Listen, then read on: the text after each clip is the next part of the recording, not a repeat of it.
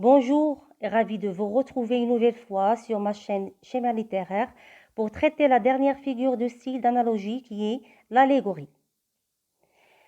L'allégorie vient du latin allegoria qui veut dire autrement dit, ou bien une autre manière de dire les choses, au moyen d'une image figurative ou figurée.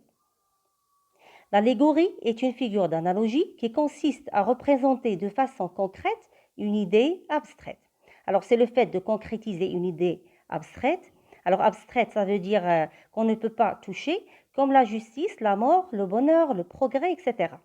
Alors, comment on concrétise ces idées abstraites?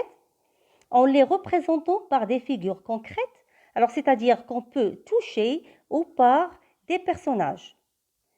Prenons l'exemple de ce vers d'Apollinaire, mon beau navire, ô ma mémoire.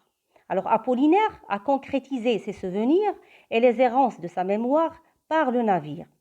Les souvenirs sont abstraits, représentés par le navire qui est concret. L'allégorie personnifie une abstraction. Alors exemple des fleurs du mal de Baudelaire, le temps mange la vie. Ça veut dire que l'allégorie représente des idées abstraites à l'aide de personnages. Alors, à ne pas la confondre avec la personnification, car cette dernière personnifie les objets et les animaux, et non pas les idées abstraites. Alors, dans l'exemple, le temps mange la vie, le temps est abstrait, il est matérialisé, c'est-à-dire il est devenu concret par l'image d'un monstre qui mange ou bien qui dévore la vie de l'homme.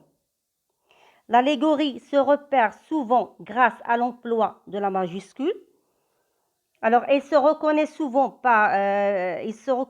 mais pas toujours, par sa majuscule. Exemple, le savoir illumine ma vie.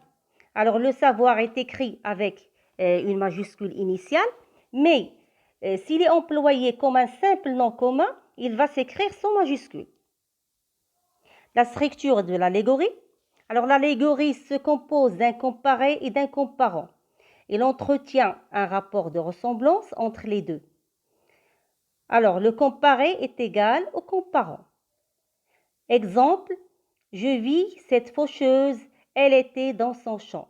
Alors c'est un vers de Victor Hugo. La faucheuse est une machine à couper les herbes des prairies. Alors c'est un objet concret qui a représenté l'idée abstraite qui est la mort. Donc, le comparé ou le thème est la mort, le comparant ou le fort est la faucheuse.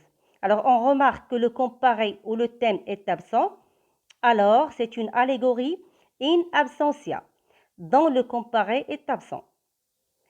Une allégorie représente des symboles traditionnels, comme le symbole de la paix, c'est la colombe, et le symbole de la justice est la balance.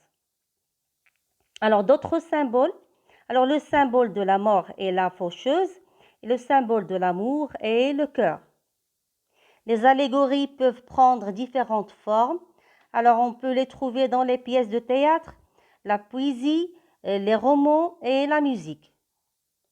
Les effets stylistiques produits par l'allégorie, c'est qu'elle donne vie et rendre accessible une idée abstraite.